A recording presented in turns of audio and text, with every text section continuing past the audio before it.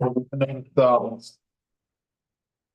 Ray wants to do his presentation for us. So first thing we gotta do is just make sure we review our ordinances, our slate. This is going to be our last meeting. It has to be clean tonight. So we start the new year. Nothing new. We come back on the 28th. We have to, so. In 2 weeks or whatever other date you guys, if need be, if there's an emergency meeting needed. First thing we have to do, and I'll take a vote on this, at our last council meeting, the lady was there about asking council to endorse the letter about Buckeye Brine dumping the waste into the wells. So I'll introduce that under additions, and then I'll need to go ahead and take a vote that we endorse that. And by the sounds of everybody, I think I already replied to her today. Maybe I shouldn't have, but I told her that we would endorse it. So she can go ahead and record it and have it ready. Under additions, I'll have, it's writing.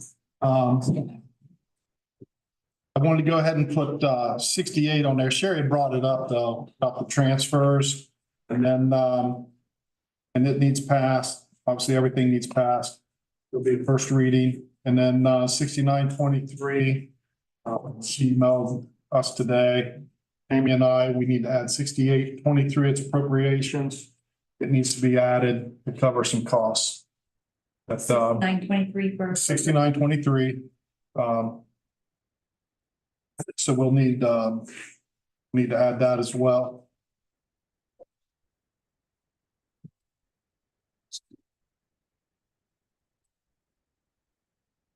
Oh, and Amy needs to add, it's just one of those ordinances that approves the addition and inclusion of certain ordinances as parts of the various component codes of qualified ordinances of Coshocton, Ohio. 6723, we'll need to add that as well. It's just to accept all the ordinances that were passed and the additions, correct? Yep. Okay, so we have those 4 things under additions. Does anybody else have any questions on any of the ordinances? Council members?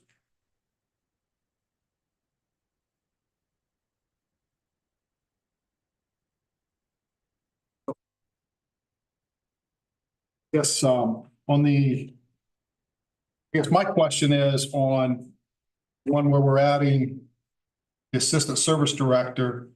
Did we ever get a updated job description on that? Other than what you gave us the other day, because that's your job description, correct? Was that? I gave you the system. I added the what Roger asked for on vacant property. I thought I emailed that to you guys. So that's going to be in his? Yeah. Okay. So I guess with that, I know that since I've been on council, I know that we've asked about, is this going to be a situation where, you know, are we going to be able to start evaluating department people? Yeah. People are supposed to be in charge of departments and getting evaluated so they can actually. Definitely, the role is going to be, especially in the first year, focused on systems, processes, employees. But the heavy focus right off the rip is going to be that as far as our workforce and processes and where people are and what's work orders and workflows, and that's really where I see the need right at this moment. So the people that are in charge of, you know, the utilities and, you know, like Dave's job, stuff like that. So Dave's going to evaluate his workers, and then you guys are going to evaluate Dave and Kevin and. Well, the assistant safety service director will probably do evaluations on department heads all the way to the entry level positions. So he'll have the ability to hire and fire people as well.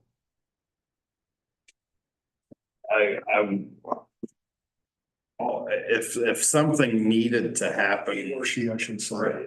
I think it would be a combined effort in the hiring and firing process. I don't think it would be like I don't think there's ever a moment where one person is going to hire or fire anyone. So I think it would be part of the process, but not solely one person. I guess I just have one more question is, how did we come up with that 62.5 as a number? Because that's a big raise from what that person's making right now. I think it's in line, actually, it's a lower, it's close to the superintendent's, it's in line with the middle management people that we have currently. And just because someone's making an amount to carry out a position right now, is not a sole basis of another position, that the position that the person is in now pays what that's agreed upon by council. And the other position's a completely different position, so it holds no precedence of what the person's making now to what they will be making. It's a completely different position. There'll be a lot of overtime associated with that position that is only through comp time. You will not earn overtime per hour. We give comp time? What's that? We give comp time? Yeah. So are these 40-hour-a-week jobs? That's 32 hours is what we get paid for. Are our supervisor jobs 40 hours? Yeah. Yes. Yes, and that, I would like to see this job be 40 hours too. Then, and I agree with you on that completely. you know, if we're going to bring this person in at that rate, then I think it ought to be a 40-hour-a-week job. I agree with that. Yeah, I completely agree with that. I mean, 32 hours don't leave a lot of time in the week to get the job done, so. So you're saying his salary or her salary is comparable to what our supervisors make? Yes.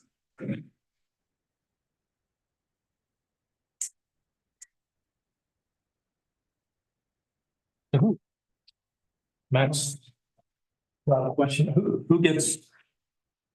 who in our group gets comp time and when is comp time granted for what purposes? Because I would assume everybody is in a supervisory position, or I know that the administration office is probably on salary.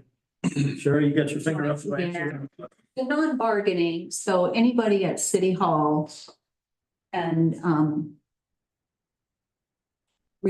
are on a 32-hour work week, they receive comp time, no overtime pay. Department heads, your comp time also, department heads, Dave, Jared and Josh are also Dave shaking his head no. The superintendents are, superintendent, and then it's switched, yeah. yeah, superintendents get paid overtime. Myself and I think Kevin, our comp time, Kevin. we're considered 40, I'm considered a 40-hour 40-hour employee. Yeah. Yes, And to answer your question, the comp time I turn in, let's say we're out all night on a water break. I turn that in as comp time. If I stay over an hour to do something, I don't turn that in. That's comp. the bargaining units are overtime. Fires is different. I figured that. All those years I was in school business, I guess I should have taken comp time when I had an alarm drop. Now, I will say our employees, whenever they can only earn a maximum of 80 hours of comp time. If they retire or leave, they are only permitted to be paid out 1/2 of their balance. They'll never get paid out the full 80. There was a change a few years ago that one time a year they could cash out 40 hours. But then if they would, after if they have 80 hours, they can cash out for 40 of them. Then if they would retire and leave, they'd only get half of the remaining balance.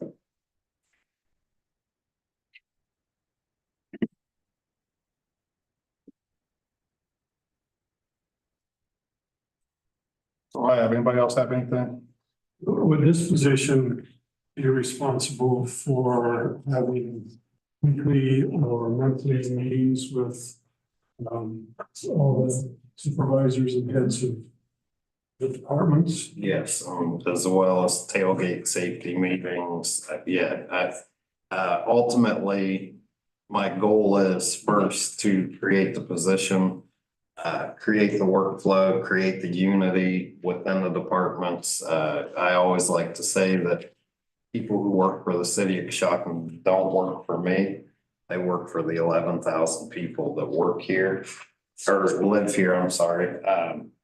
They will be responsible. Ultimately, I would love to see the majority of my department heads in one building and one office working together on a daily basis. And that's something that I'm looking at right now. So that's ultimately one workforce unified and getting the job done at the best cost to taxpayers. So that's really why I want this to happen. And we add that to the essential duties and responsibilities that they have a meeting with their supervisors weekly. I just think that's something that needs to happen, you know, sit down on Monday and talk about what needs to happen that week and plan it out. I agree with you. Well, I think that's gonna happen. It's going to happen automatically because if that person's in charge of streamlining processes, and we can write it in a job description, but they're going to be meeting daily with, every department we have daily, we're with fire, with public works, with utilities. We're doing that now, and we'll definitely write that description, but that's, that position, like I said, is going to be focused on our HR functions, on our processes, on policy, just really boot on the ground person to be involved with all the moving pieces of our departments within the city. A lot of times there's, and not as much lately as in the past, but there has been, hey, we need this piece of equipment. Well, that's ours. You know, it's like, it's just unifying everyone together as one workforce. And that's why I think it's important to get them all together in one meeting. Right. So they all know what everybody is doing. Yep. So that'll be in the job description at our next meeting. Since we're, Is the job description on anybody, does it state the hours 32 and 40? I just don't remember. I think the way it is it classified, unclassified, or it's not exempt, non-exempt? Is that how that job description reads? Unclassified. It's unclassified. Yeah. so I'm not trying to be a smart aleck. Believe it or not, You're not sure. I'm just trying to, because the people sitting right here is going to okay this are going to be the ones that take the grief. So I just want to make sure that this assistant director's job is not some periodic red tape where, and it's not in it. If somebody can't get their job, so you hire someone else to help them do their job. And then there's another job that somebody else has got to fill. Let me finish. Okay.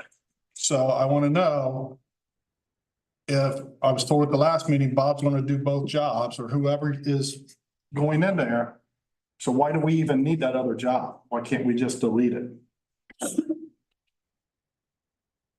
So it's not someone can't do their job and I'm adding a job. I'm adding a position because I feel like the momentum that we have, when you look at cemeteries, parks, fire, public safety, water, sewer, cemeteries, there's a lot of moving parts to the city. So if we want to continue the growth and the momentum of where we're at, and what I'm asking is, in 4 years, I did everything that I said I was going to do. So please trust that this is for the betterment of not only the city, but this is also something that this position is going to be utilized to help move us forward like we have been if I take someone out of the role that they're in as far as the assistant's role, then you're basically asking me to put a cell phone in someone's hand, so when they call City Hall, this person's gonna do two people's job, and that's why it's not that this position's created because someone else couldn't do their job. I would get rid of Max if he couldn't do his job and hire someone.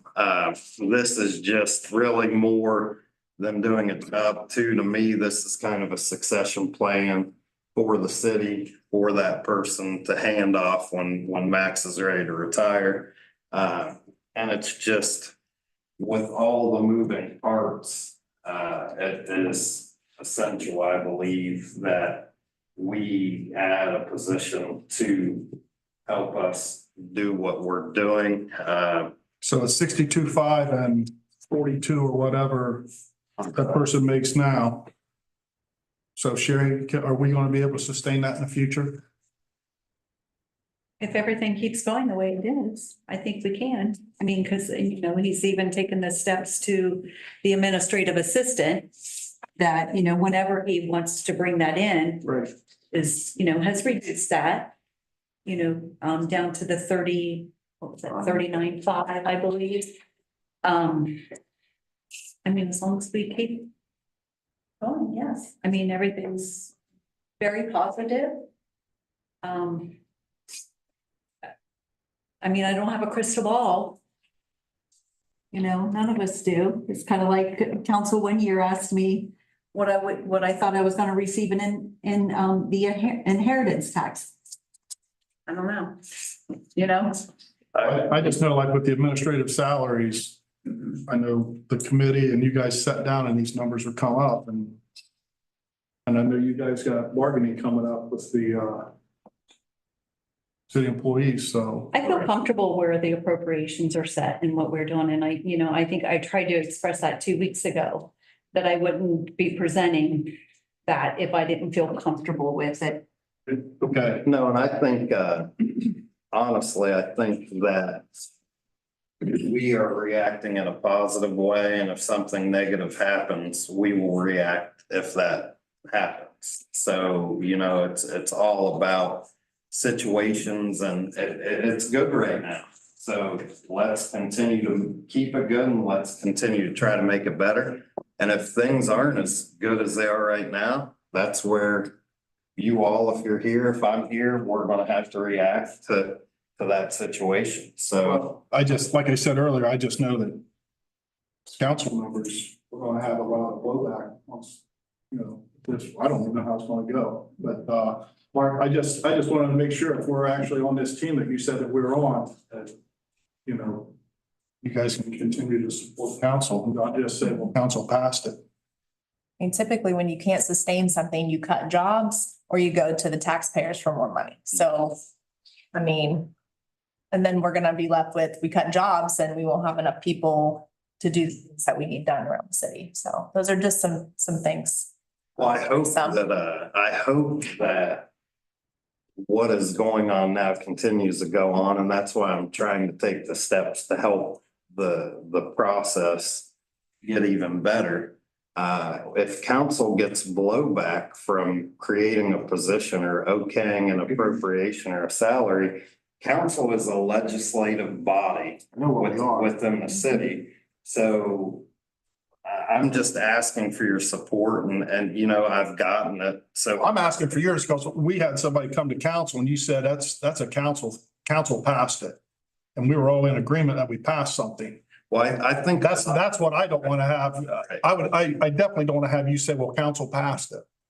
I don't think that's a good look. If you pass something and I said a factual statement that you passed it, you passed it. I mean, what, I don't, you know, I just, because the perception was you didn't support it, but council passed it. That was the perception.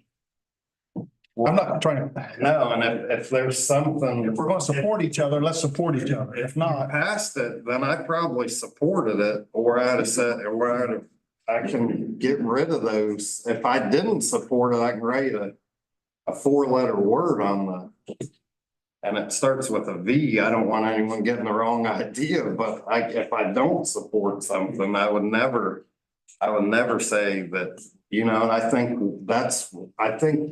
in the last 4 years, that's what we've done well as both have supported, but I would never say council supported or council voted. If I said that, it's a factual statement. So it's not about, I don't think that was a statement to our council under the bus or start any type of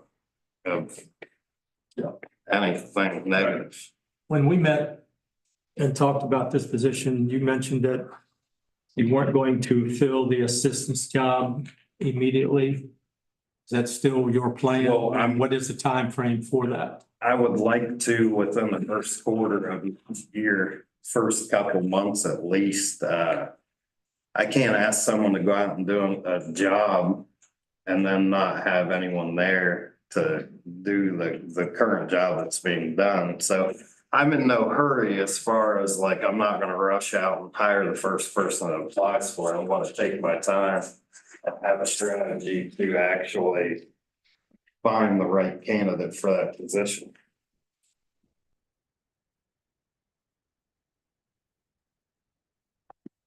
Anything else on the ordinances? Max, have you thought, are you just gonna wait till after the first of the year to do a zoning ordinance meeting? Yeah, I've got, Dr. and Jim, or I'm sorry, Mike and Jim, I haven't talked to Tom and Roger yet. Tentatively, I just, maybe it's okay with it, January 4th at 4. Work for you guys.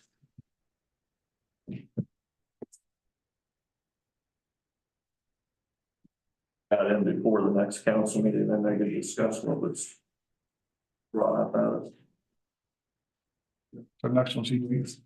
Correct.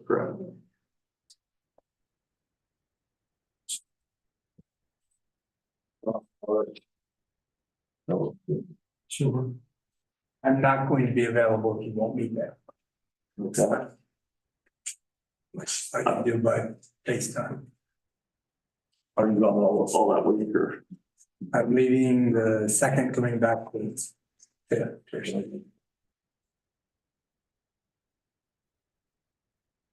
Hey, don't put that on the radio too. It's all good. I don't know that I need to be there, but if you want to be there, You can call. I just kind of wanted to get it in there and I figure between now and the holidays, people.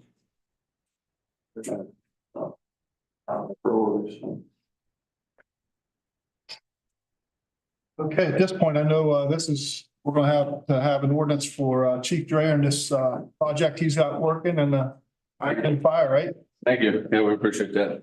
Firefighter Elton and I have put together about a 15 or 20-minute presentation on a proposed training facility that we would like to council take a look at, ask any questions. We will also stick around after the meeting. Our plan is to go over where we have it proposed on Oliver Street and set up our light tower. If you want to see the footprint over there, we'd be glad to take you through there. Plus the new building, not new building, but the used building we bought across the street. We have electric and heat in it and our trailers are moved over there. So we'd be glad to open that up as well after the meeting. So about 15 or 20 minutes here. We'll go pretty quick. Not working, Brent. I got it now. Yeah. Okay. Chief Dreyer, Coshocton Fire, my certifications, fire investigator, fire instructor, live fire instructor, hazmat technician, hazmat safety officer, and incident commander. I'm also a commissioned deputy sheriff with the sheriff's office. I have about 21 years, give or take a little bit, in the fire service. Mid East Adult Education Center instructor. Like I said, work at the sheriff's office part-time, doing some auxiliary stuff and some fire investigation. I also have about 8 years, give or take, of chief officer experience. There am I. Nope. Still not. Nope. Nope. Okay. With, I have about 8 years of chief officer experience between here at Coshocton Fire and Three Rivers Fire District. Early in 2023, we commissioned a training committee, and then we stood that up to assess the challenges associated with the Coshocton Fire Department when it comes to training. On that committee was firefighter Brian Steitler, firefighter Nick Carey, firefighter Zach Ellison, and firefighter Brandon Ellison, and firefighter Ben Young. The committee members, there's two interesting things about this committee that we stood up here. There was no officers on that committee, no captains, no chief officers on that committee. Also on that committee was 25 years plus of experience, all the way down to just under 5 years of experience. So we had a wide variety of people on that committee. And when we stood that committee up in early 2023 to address our challenges with training here at Coshocton Fire, every shift had a representative on that committee. So every shift was associated and we had all the experience from top to bottom. So Brian Steitler, firefighter Brian Steitler and Brandon Ellison kind of had that committee up. They traveled, they did research, they talked to people. So Brandon's going to present the next few slides, then I'll finish it up. So Brandon Ellison. Thanks, Chief. All right, so as Chief said, I'm firefighter Brandon Nelson, and here's a little introduction of myself for people who don't know me. Certifications, I'm a fire investigator, fire instructor, I'm a live fire instructor, hazmat technician. I'm also a commissioned sheriff deputy where I worked prior to the fire department.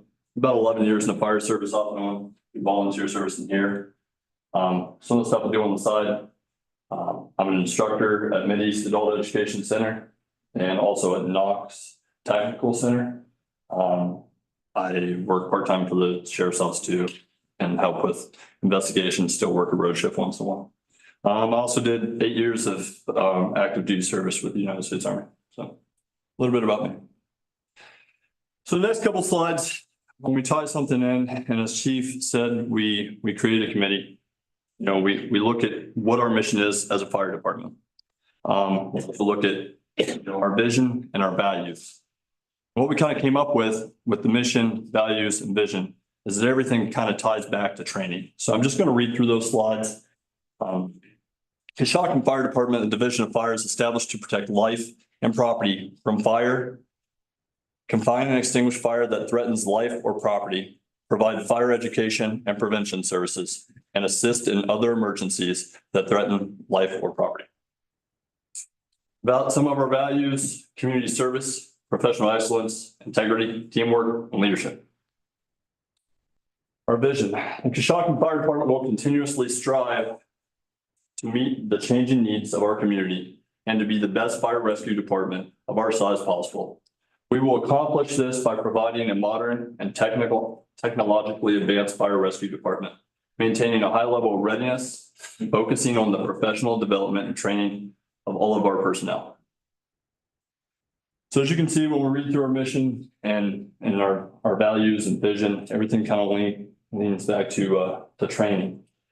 And a lot of what we do with our two main priorities being, you know, life safety, life preservation, and property preservation all require a fair amount of training. I'll get a little bit more into that.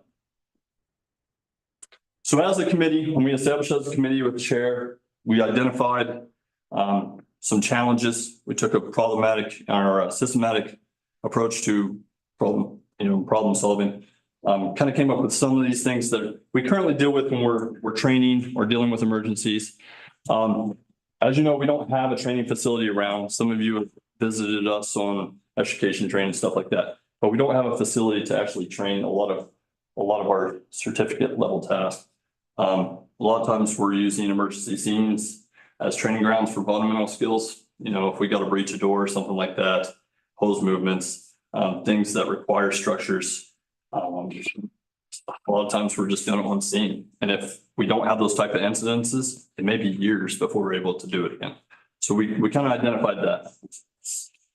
What we get, you get some firefighters on scene, or if we do host a training around here, that our training lacks consistency, relevance, and quality. Then this one kind of popped up during COVID. The state fire academies have made a shift to a hybrid learning model. They call it and as an instructor, I've kind of dealt with some of this. They call it a flip the classroom model. I'm sorry, where you're not actually present for half of it. You're doing it over Zoom, Microsoft Teams. The state likes to use Microsoft Teams. Firefighters and anything in public service really are very hands-on learners. I mean, we're out there doing things like throwing ladders and stuff. How can you, do those things through Microsoft Teams? So we've kind of been dealing with that. That's relatively new. COVID has kind of forced that upon the state. Some of our simple training requires large logistical planning and cost. You guys that were able to make it to the extrication training, we had to rely on our community to bring those resources into us. All right. Logistically, it's hard to do. Acquired structures are costly. They present liabilities. When I say acquired structures, if we were to get a structure from, let's say, the land bank, they come with its own challenges there, because on average, an acquired structure costs, $10,000 to ready. You're thinking of all kinds of things like asbestos abatement, or we're just cutting chainsaws in the side of asbestos. Liabilities, as far as we don't know what that structure's been through at the point that we're going inside and doing training in the floors. Structurally, is it sound? Those type of things. So the fire service as a whole is trying to get away from acquired structures. So negligence of training. As you can see with my background on my introduction, I dealt with a little bit of this, but we have to kind of keep in mind how society is shifting. In law enforcement, there was some case law done, Canton versus Harris in 1888 and 1989, was something local to Ohio. It's where law enforcement was kind of tried of, their first cases of negligence of training, and that they were held liable. We've seen that come into, emergency services, and now we're starting to see across the nation that fire departments are starting to fall under that. So I took a couple notes on this and I put everything together in a visual. But what that kind of looks like for us, I want to explain a little bit. If we look at our responsibilities as a fire department, we have to measure several items, which we have our duty. A duty to exercise reasonable care arises when one acts. Those who have special expertise, such as firefighters, have a duty to exercise the care of the reasonably prudent professional of like skill and training when acting in that capacity. The breach. Breach refers to the breach of legal duty. Damages. Breach of duty causes actual harm to the victim in terms of personal injury or property damage and causation. The breach of duty is the proximate cause of the harm that occurs. So when we start looking at those things, and we may do something because we're not up to training, we have guys that have been here fresh out of the academy, or we have guys that's been here 30 years ago. So, so when we look, and I print these off from some of my instructor resources, I teach Fire 1 and Fire 2. All of us here are Fire 2, that's a professional firefighter standard. We're held by several standards, NFPA and stuff. But in the state of Ohio, we've got what we kind of go by right now. So I brought those. And if you guys want to look around, I can pass them to whoever. But along with the book and a lot of people just think, firefighting is a simple test. There's 95 pages of practical skills that we have to know just leaving the academy. Things like throwing ladders, forcing doors, all of that.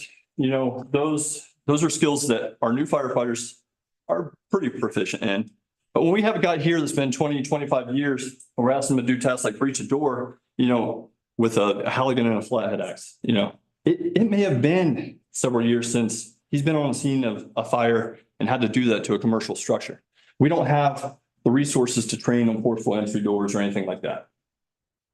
So that's kind of, are we keeping up with what we're supposed to? That's what we're judged on. That's what a state certified firefighter looks like. So as a committee, we started to look at, we have these challenges that we've identified. So we started looking at different areas around us. What was going on in the fire service that, where were they training? What did their training grounds look like? So we went to Mideast, where I instruct. It's up in the corner there with the red. We went to Belmont. A lot of us all go to the fire academy. They have a brick and mortar structure. Brick and mortar structures, extremely expensive upkeep. They fall apart when they're exposed to certain elements. They're expensive. They're expensive to construct and they're expensive to maintain. So we started looking at these modular structures. I like them, the props. You could identify your needs as a fire department, kind of tailor them to you a little bit. Mideast has one that I instruct in pretty regularly. Belmont was pretty new when we went there, but it was together. So we started talking to some of the experts in the field of modular training facilities. And we started asking some questions. What's the maintenance look like on a modular training facility? Well, in about 10 years, you have to have somebody come and check the paint. 25 years, you might want to have a civil engineer come look on it. But if for some reason something happens to that system, containers, they're bolt on. If something happens to a training prop, you can replace that training prop without a model's on far. Yeah, you replace that training prop without replacing the whole structure or, cutting cement or block. So that's kind of what the committee kind of looked at, and we thought that it was a great idea. So we went in a little bit further, started talking to, to the specialists and some people that constructed these models. And we collected our needs as a fire department. What out of our practical skills test, what did we need to sustain our proficiency at this task? So we put together our props, came up with this on a tabletop, as you guys can see. Feel free to ask questions because we've all come through these pretty well. As Chief said, we've kind of moved things around, identified off of what we have out in our apparatus phase and things, what would we need to be proficient with those things. And it looked big to us. So we're like, well, let's measure out the lot, which is pretty close to scale, actually. So we laid out the lot and then we took a bird's eye view of it. So our acquired lot, Popular Street, 7th Street, the fire department, the alley behind, and our new building here. We laid it out, and afterwards we can go over there. We put rebar in the ground, taped everything out, took an overlay picture of it, and then I put together a diagram. What we have is a 40 by 24 structure with some cement around it, and it'll be dressed to the neighborhood with planted grass, and 2 stairwells in the back. Go a little bit closer so you can see. It fit pretty well in the lot. We can still do truck placement and everything on the back sides, all, 3 sides without interfering with the street. Then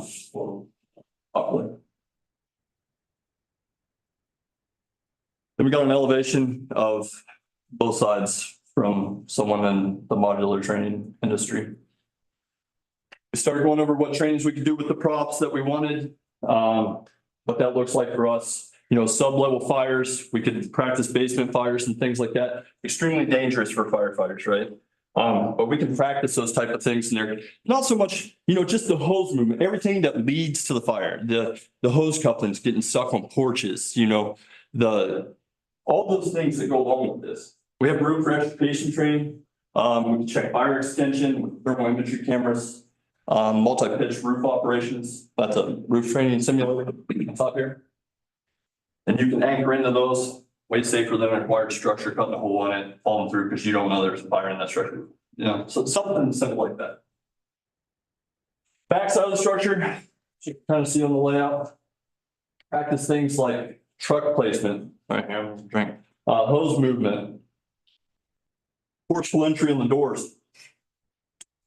Some ventilation, you guys can read through those. There's a lot. We can practice placement of our vehicles, our aerial vehicles. More importantly, when I go back to the slide about using emergency scenes, for our training, we get a guy out of the academy. We can now train search and rescue in these type of structures because that's not something that we want to go, do every couple of years. And then we get an emergency and we have victims in the house and we're not proficient at search and rescue. Those are the things that's important though.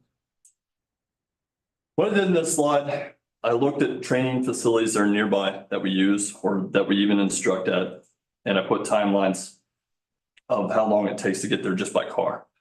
We've got Buckeye Career Center in New Philadelphia. We got Mideast in Zanesville, the Ohio Fire Academy in Reynoldsburg, Ohio. Closest one being Mideast, about 45 minutes. What's important about this is that, yes, some of us go there and we train, and we bring back trainings that we can. But we can't load up in our ladder or we can't load up in our engine and take a crew or a fire company the Mideast, you know, even though it's the simplest one, we can't take those trucks out of service because then the customers of Coshocton, you know, the citizens, they're the ones that lose out on that. We can't do that, you know? So some of the scope of impact for our training facility as a committee that we came together, some of the things that we thought would be great about it would be, you know, locally, we have crew and company continuity and training. We can actually train together as crews or even as a whole company, Coshocton Fire Department. In our region, we'll have the ability to train with surrounding fire departments, some of the county departments that are with us on a lot of scenes. We can now bring them in and work together to come up with ways to do things. And also train with our regional assets. Nationally, I've been at several of these. I've been to several fire conferences. They attract trade renowned instructors with the possibility of even conferences ourselves. And they're great instructors with a good facility. You seem to draw that type of talent and along with, you know, better training. So I hand it back over to the chief. That's kind of how the committee kind of looked at it and what we came up with. Thank you, guys. How tall is the structure? These are 10 feet? Yeah, I think they're actually 9.5. So yeah, these are high cube structures. Yeah.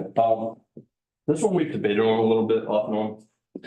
It ends up around 45 feet. Our goal was to get to the high rise level, to be honest with you, close to the high rise. Because this is real, we're actually gonna put it, that's the last engineering that's being done on it, is a standpipe and a sprinkler system, sort of what the high rise would have, so we can practice that sort of stairwell too. Yeah, go back to that. I want to show you guys something. So there's purpose behind a lot of, when I talk about our training needs and stuff. Okay, so you got your high cubes and stuff like that. Purposely, we were wanting someone, and once we figured out, you know, the actual system, balconies, 85 Pine Street, the high rise building, it presents challenges that we have to deal with an aerial ladder system. With never practicing that challenge, what it comes down to. We talk about it, and if we get lucky, we might get an empty room and be able to set up on it. But I mean, even something as simple, this is kind of like our term or slang, but I mean, even something as simple as a railing on that. Now, when you're throwing, and I'm gonna get firefighter, but when you're throwing a 24-foot extension ladder, you know, am I gonna judge that distance right? Or is it gonna take a 35-foot ladder? Or will the 100-footer set up on those balconies? We don't know, because we, you know, I mean, if we're lucky, they'll let us, you know, I mean, so those are, I mean, into the design on purpose. 2 more slides and we'll let you guys. Yeah, it works better. Looks better on this side, doesn't it? There it went.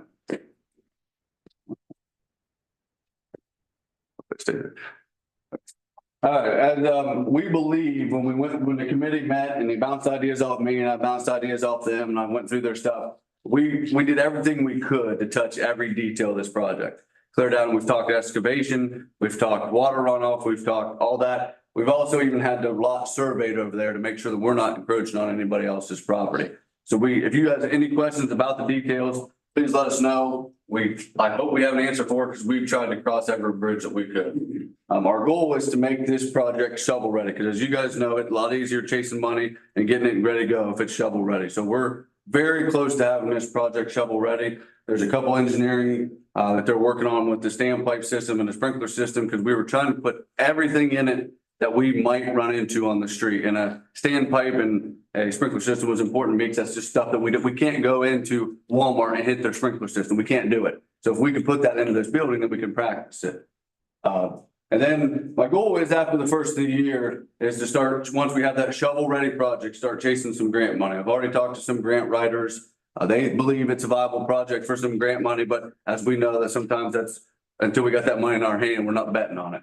So my goal is to chase grant money for the first couple quarters of next year. And by the second quarter of next year, if we haven't seen anything, we're going to start really looking hard at doing this project, hopefully on our own.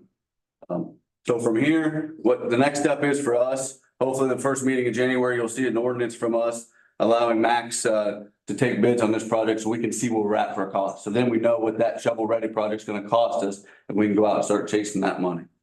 And we have done a great, and you guys know this because you've been part of every truck that we've bought, but we have done a tremendous job at Coshocton Fire Department in the last 10 and 15 years, maybe even better, at investing in what's on that bay floor out there. Those trucks, our equipment, got some of the best equipment that money can buy. But now with this training center, it's gonna be an investment into our greatest asset, which is our people. I think that's important. It's human capital that keeps us going. Questions, we will stay afterwards, because I know you guys gotta keep moving. Look at that. So, but we will be around, Brandon will be around, I'll be around. We'd be glad to see you across the street, so there's nothing right now. Thanks. Thank you. Questions?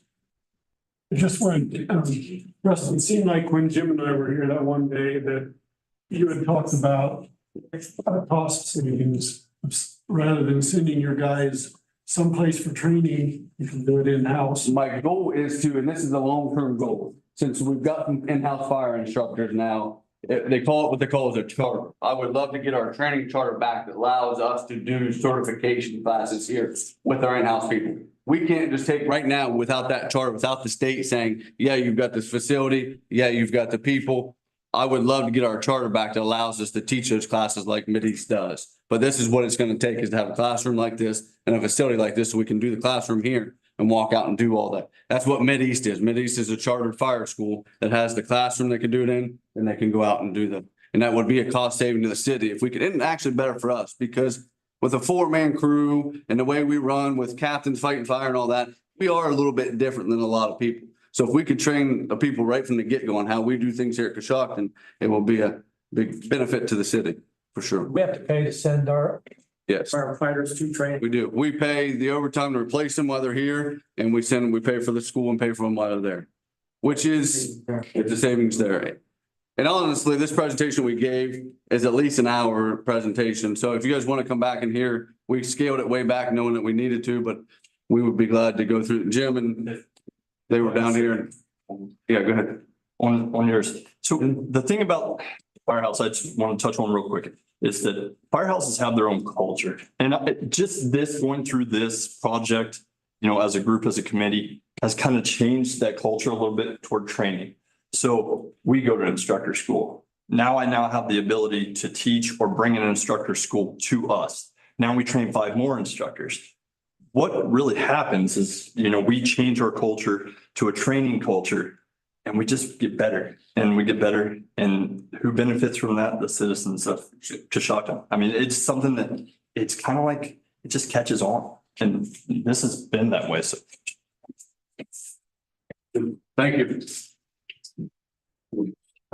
I'm not sure I speak for you guys, how proud I am of these guys, how rapidly.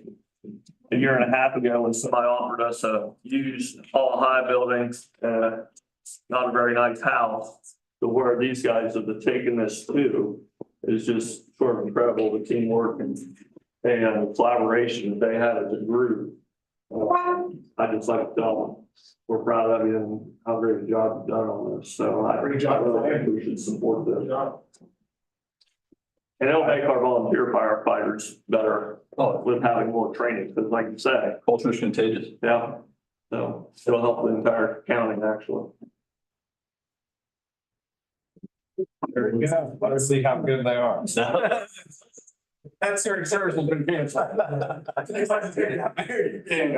Your warranty. Warranty's out. Okay, so are there going to be any other ordinances coming up? For the 8th. Yeah, for the 8th. The one that I sent, I believe you and Amy, you sent it out to council, is RHDD, the Washington School. There's a investor is in the process of buying that. His plan is to turn that into senior housing. 13 apartments, I believe, high-end apartments. The zone, that school has been exempt from zoning, but just extrapolate now that sits in an R2 zone district. For him to have 13, it really needs to go to R3.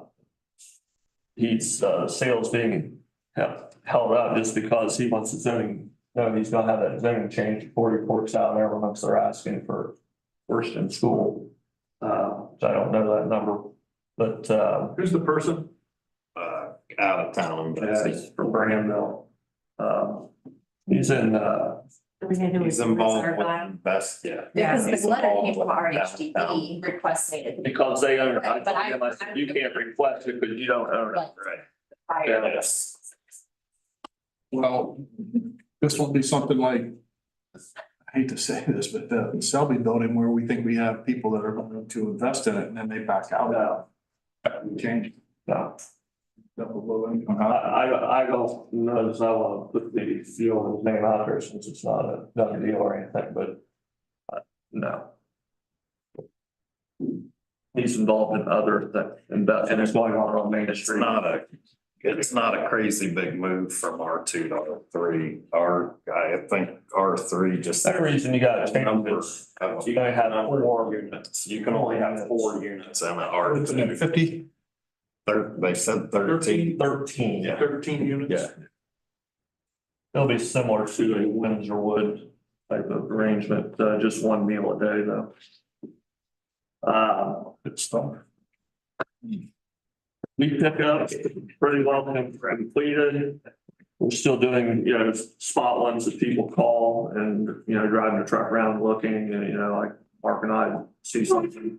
We'll call and say, hey, there's leads here, but for all intents and purposes, it's pretty well completed. We've got Mount Everest leaves down there, so I'm hoping the guy that's been taking them for compost will continue to take them. I have to go Wednesday, OPWC meeting around 38. Hopefully we'll be approved for a good chunk of money to use on our paving. And I believe we'll find out about our OPWC loan for utilities. That Wastewater upgrade. yes. November 30th, I believe the survey went out for safe routes. So we get into the first of the year, maybe we'll have those, I don't know what to do. I'm assuming they go to ODOT, like the results, because they don't come to us. Yeah. Oh, Yes. It's like a So- survey. I'll get a hold of, So if you we need to know what send the it out return date again. was, It was just a link sent out, posted on the website. There wasn't really, so if we need to send it out think- again. I think everyone who's It's not has old kids, school, I think, for companies going out there much fucking. I think whoever has a student in the school. got a Okay, tech. well, we'll see what we Yes. get back from that then. What's the time frame on that, Max, after we get the result? That funding is generally open all the time. Year, So, every. I mean, the quicker we do it, I guess at this point, we should hopefully be looking at 2025 project. That's great, thanks. Talked about the ordinance meeting. I don't know if you guys, I really don't want to be or anything. We're getting a little bit of pressure. The gentleman that owns the Freddy's lot would like to build one house at the corner of the 12th and Vine. I know we said we might look at things individual at this point. Bob, you want to speak to that, but I would suggest that if he wants it approved prior to building, then he needs to come with a survey for one lot that's. and one building permit. And I'm sure council would be agreeable to change the zoning for that one particular lot because what we were fearful of couldn't happen on that one lot. So that would be approved. And then he can move on to the lots 2, 3, 4 and move forward then. Yeah, perfect.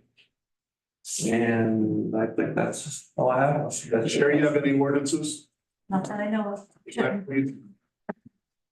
Mayor? I have leaf season. Like Max said, this is the last week. If someone has leaves they need picked up. 740-622-2686. Get on the list. There shouldn't be that many people on the list. We want your leaves picked up as bad as you want your leaves picked up. H2O Ohio funding. We received $1 million in funding for the Chestnut Street project. So now we're gonna have to figure out where we go with the other 900,000, but it's the worst possible case scenario. It's a loan, maybe possible principal forgiveness on a loan, if we hit a home run and get lucky. So we're halfway there. That's exciting. Amtrak, I'm sure everyone saw that Amtrak, is planning on coming to Coshocton. Talked to Senator Brown's people and it's going to be, it's not going to be instantaneous. So, that's basically the initial plan. The funding is for an initial plan, which has not even started. So one thing that I have learned in this career is be patient. So I know a lot of people, it was a buzz and it was a lot of excitement, but it is going to take time. And I have the schools text for safe routes to schools. And that's all I have unless you guys have any questions for me. I have a question for you. I notice sometimes when Bob sends out your mayor's report, the building permits and the mayor's statement. I remember when I first started, when we were doing the descriptions, it had something in there about parking meters. You said we don't have any, but sometimes on this report, it says parking meters. What is it? We have parking meters that we sell at City Hall. You wanna make a bank or something out of one? We still have a whole. We still have this, yeah. Okay. I was gonna save them and put them back up downtown, but we're just selling them individually now, so. I wasn't sure what that He was, sells because I them. noticed them on there and I was like, you told me we didn't have it, so, Mhm. okay. Anybody else have questions for the mayor? Okay. So we have about 4 minutes. Anybody else have anything? Quickly. Order? Mark and I have been busy the last couple of weeks visiting that house on Trade Avenue that's running an illegal business. I'm in process of dealing with the owner of that house to stop his tenants from running that business. If that doesn't work, we'll file charges. In addition, Mark and I visited all of the Devon properties last week, and we have a plan. I don't really want to detail that plan in public though, so if you see me out, maybe you talk to me individually and I can share that plan with you. Because quite frankly, some of you are going to be involved in that plan. And you just don't know it. Anybody else? Okay, stretch your legs. We'll dismiss this meeting. We'll be right back here and. Right down the hallway, but everybody, right down the hallway on the right.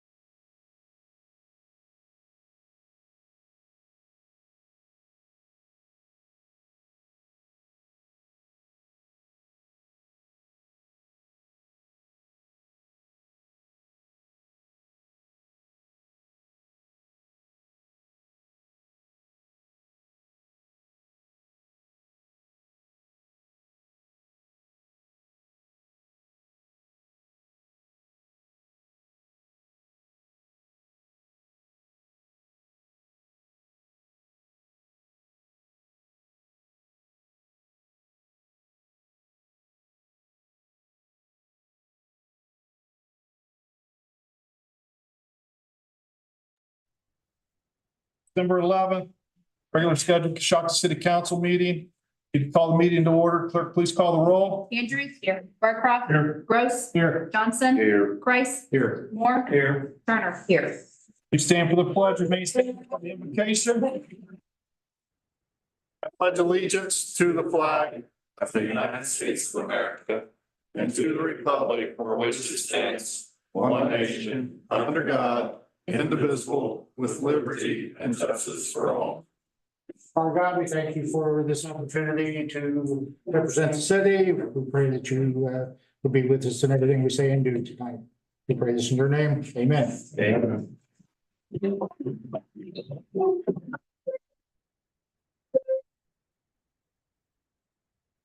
Council, your email the minutes from the November 27th, 2023 council meeting. Any questions or comments? Make a motion to accept the minutes. Thank you, Johnson. Moore. Call the roll, please. Andrews. Abstain or something. Barcroft. Yes. Gross. Yes. Johnson. Yes. Price. Yes. Moore. Yes. Turner. Yes. Public input. Yes. Okay, additions. First thing we need to do is to take care of the endorsement of the letter from Coshocton County residences in opposition to the wastewater being sent from the site of East Palestine train derailment to Coshocton County underground disposal via injection wells. I need a motion. I'd make that motion. Call the roll. Andrews. Yes. Barcroft. Yes. Gross. Yes. Johnson. Yes. Price. Yes. Moore. Yes. Turner. Yes. Okay, additions. Ordinance 6723, an ordinance approving the addition and inclusion of certain ordinances as parts of various components codes of the codified ordinances, Coshocton, Ohio. I can do these together, can I? Yes. Ordinance 6823 transfers and ordinance 6923 appropriations. Make a motion, we add 6723, 6823, and 6923 to the agenda. Johnson, call the roll, please. Andrews. Yes. Barcroft. Yes. Gross. Yes. Johnson. Yes. Price. Yes. Moore. Yes. Turner. Yes. Standing committees. Mayor's report. Anything to add, Mayor? I would like to add that myself and the jolly old Saint Nick will be in a fire truck Monday, the 18th and Friday, the 22nd at some time. Stay tuned to City Hall's Facebook page, and I will try to get a time frame, but we'll probably be just making the rounds throughout the city. I want to wish everyone a very happy Merry Christmas and a very happy New Year as well, since we won't have a second meeting. Because I know Sherry won't need anything between now and the first of the year. Any questions for the mayor? County also emailed the mayor's report for November as building permit summary, mayor's statement. Any questions? Safety Director, Max, you have anything to add? No, I'll just reiterate in case some of the folks was not in the committee meeting, but Rob now would like, we pick up, looks like we'll be going to this Friday, and we kind of like to call it complete. Although with the truck, if you do have, a pile that we missed or you just got rigged up, we call, we'll do our best to get out there and get that as well. So the town's looking pretty good from a leaf standpoint, so.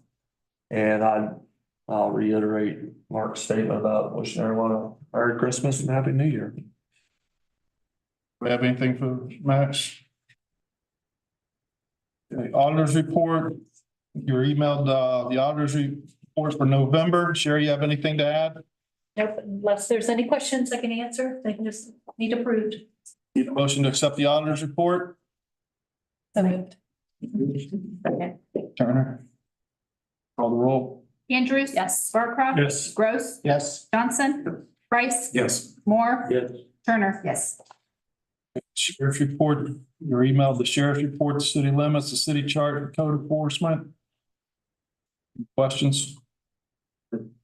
Sheriff? fielding all the questions if you got them. Keep up good work. Yep, absolutely. You're here. That one's not here. Emailed the, utilities, report from Mr. K Dry. Billing office distribution, water department, sewer department, projects list, fire hydrant log sheet. Any questions?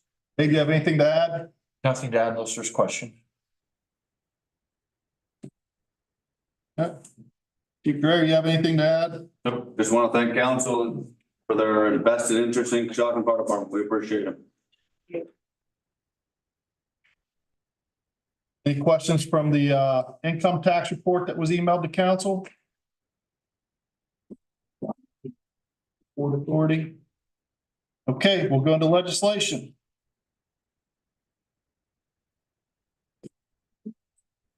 Ask clerk to give the first reading of ordinance 6723.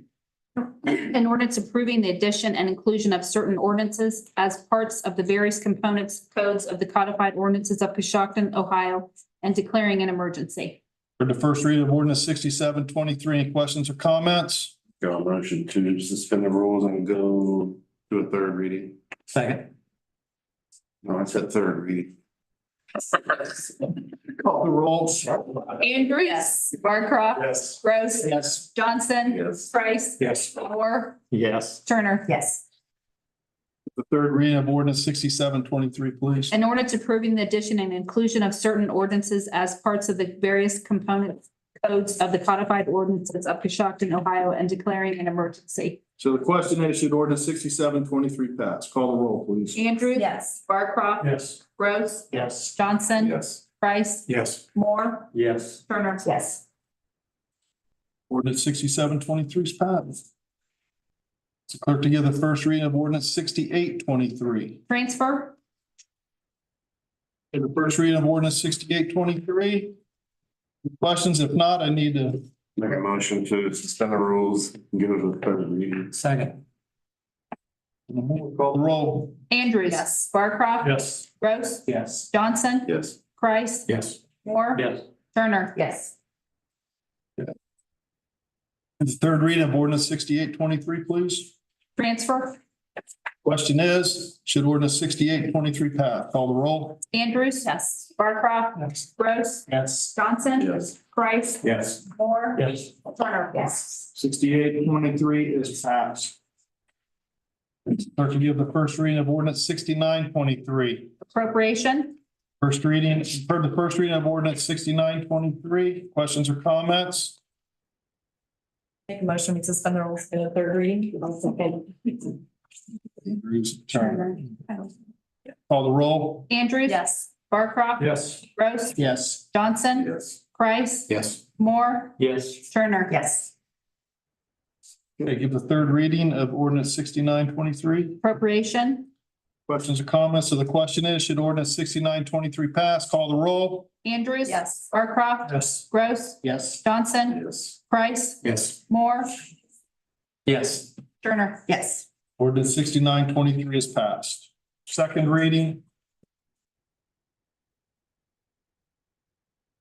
Ask the clerk to give the second reading of ordinance 5923. An ordinance to amend chapter 192.062 net profit income subject to net profit tax alternative apportionment. You've heard the second reading of ordinance 5923. Any questions or comments? Make a motion to suspend the rules and go to the third reading. Second. Call the roll. Andrews. Yes. Barcroft. Yes. Gross. Yes. Johnson. Yes. Price. Yes. Moore. Yes. Turner. Yes.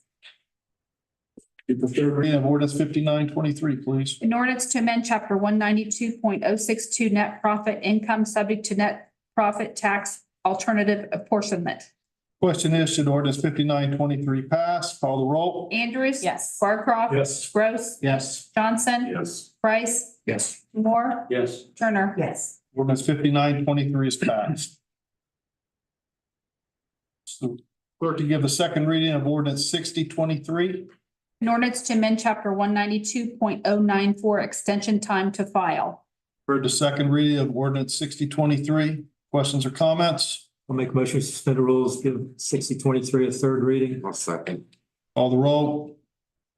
Andrews. Yes. Barcroft. Yes. Gross. Yes. Johnson. Yes. Price. Yes. Moore. Yes. Turner. Yes. Do the third reading of ordinance 6023, please. In ordinance to amend chapter 192.094 extension time to file. Question is, should ordinance 6023 pass? Call the roll. Andrews. Yes. Barcroft. Yes. Gross. Yes. Johnson. Yes. Price. Yes. Moore. Yes. Turner. Yes. Ordinance 6023 is passed. So clerk to give the second reading of ordinance 6123. In ordinance to amend chapter 192.10 penalty, interest, fees, and charges. You've heard the second reading of ordinance 6123. Any questions or comments? Make a motion to suspend the rules and go to a third reading. Second. Call the roll. Andrews. Yes. Barcroft. Yes. Gross. Yes. Johnson. Yes. Price. Yes. Moore. Yes. Turner. Yes. Third reading of ordinance 6123. An ordinance to amend chapter 192.10 penalty, interest, fees, and charges. Question is, should ordinance 6123 pass? Call the roll. Andrews. Yes. Barcroft. Yes. Gross. Yes. Johnson. Yes. Price. Yes. Moore. Yes. Turner. Yes. Ordinance 6123 is passed. Ask the clerk to give the second reading of 6223. An ordinance to appropriate funds for current expenses and other expenditures for the city of Coshocton, state of Ohio for January 1, 2024 through December 31st, 2024. Heard the second reading of ordinance 6223. Any questions or comments? Make a motion, we suspend the rules and go to the third reading. Second. Call the roll. Andrews. Yes. Barcroft. Yes. Gross. Yes. Johnson. Yes. Price. Yes. Moore. Yes. Turner. Yes. For the third reading of ordinance 6223. An ordinance to appropriate funds for the current expenses and other expenditures for the city of Coshocton, state of Ohio for January 1, 2024 through December 31st, 2024. Question is, should ordinance 6223 pass? Call the roll. Andrews. Yes. Barcroft. Yes. Gross. Yes. Johnson. Yes. Price. Yes. Moore. Yes. Turner. Yes. Ordinance 6223 is passed. I'll ask the clerk to give the second reading of ordinance 6323. An ordinance authorizing the service director to prepare specifications, advertise, and let a bid to sell unvacant property portion of Mission Ridge Road, Coshocton, Ohio. For the second reading of ordinance 6323. Any questions or comments? Make a motion, to suspend the rules and go to the third reading. Second.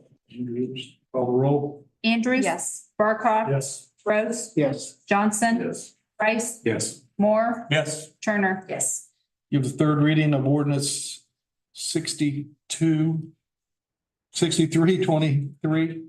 An ordinance authorizing the service director to prepare specifications, advertise, and let a bid to sell unvacated property portion of Mission Ridge Road, Coshocton, Ohio. Question is, should ordinance 6323 pass? Call the roll. Andrews. Yes. Barcroft. Yes. Gross. Yes. Johnson. Yes. Price. Yes. Moore. Yes. Turner. Yes.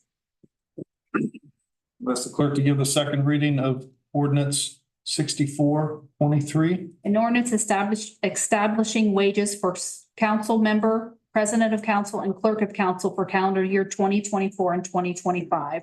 For the second reading of ordinance 6423. Any questions or comments? Make a motion to suspend the rules and go to a third reading. Second. Call the roll. Andrews. Yes. Barcroft. Yes. Rose. Yes. Johnson. Yes. Price. Yes. Moore. Yes. Turner. Yes. For the third reading of ordinance 6423. An ordinance establishing wages for council members, president of council, and clerk of council for calendar year 2024 and 2025. Question is, should ordinance 6423 pass? Call the roll. Andrews. No. Barcroft. Yes. Gross. Yes. Johnson. Yes. Price. Yes. Moore. Yes. Turner. Yes. Ask the clerk to give the second reading of ordinance 6523. An ordinance establishing wages for the mayor, law director, and auditor. For the second reading of ordinance 6523, any questions or comments? The motion to suspend the rules and go to the third reading. Call the roll. Andrews. Yes. Barcroft. Yes. Gross. Yes. Johnson. Yes. Price. Yes. Moore. Yes. Turner. Yes. Let's give the third reading of ordinance 6523. An ordinance establishing wages for the mayor, law director, and auditor. Question is, should ordinance 6523 pass? Call the roll. Andrews. No. Barcroft. Yes. Gross. Yes. Johnson. Yes. Price. Moore. I'm going to support this, but I don't want to hear down the road that we don't have any money to operate our city. Yes. Turner. Yes.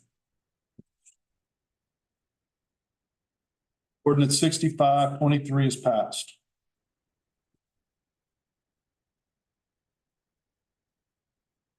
I'll ask the clerk to give the second reading of ordinance 6623. An ordinance to amend ordinance 5721 for the position of executive assistant and deputy auditor, superseding any other wage ordinance for said position and hereby establishing the wage for the position of assistant safety service director. For the second reading, of ordinance 6623, any questions or comments? Not, I need We suspend the rules to the third reading. I'll second. Turner. Andrews. Yes. Barcroft. Yes. Gross. Yes. Johnson. Yes. Price. Yes. Moore. Yes. Turner. Yes. For the third reading of ordinance 6623. An ordinance to amend ordinance 57-21 for the position of executive assistant and deputy auditor, superseding any other wage ordinances for said position and hereby establishing the wage for the position of assistant safety service director. Question is, should ordinance 6623 pass? Call the roll. Andrews. Yes. Barcroft. Yes. Gross. Yes. Johnson. Yes. Price. Yes. Moore. Yes. Turner. Yes. Ordinance 6623 is passed.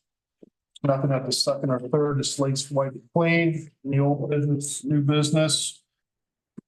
Have any communications? No. I'd just like to remind everyone that tomorrow from 3:30 to 4:30, the Opportunity School students will be hanging coats and other winter apparel on Main Street for anyone in the community that needs those items. I could collected 214. Somebody else. 223 coats, hats, socks, and the coats. Hopefully the trees on Main Street can hold them up. Right. Thank you. That's right. Anything else? Date and time of our next meeting, January 8th. 45. Committee. 2024 already. Committee for. Committee meeting to begin at 5:45 at City Hall. Need a motion for the meeting to be adjourned? So moved. Second. Call the roll. Andrews. Yes. Barcroft. Yes. Gross. Yes. Johnson. Yes. Price. Yes. Moore. Yes. Turner. Yes. Meeting's adjourned.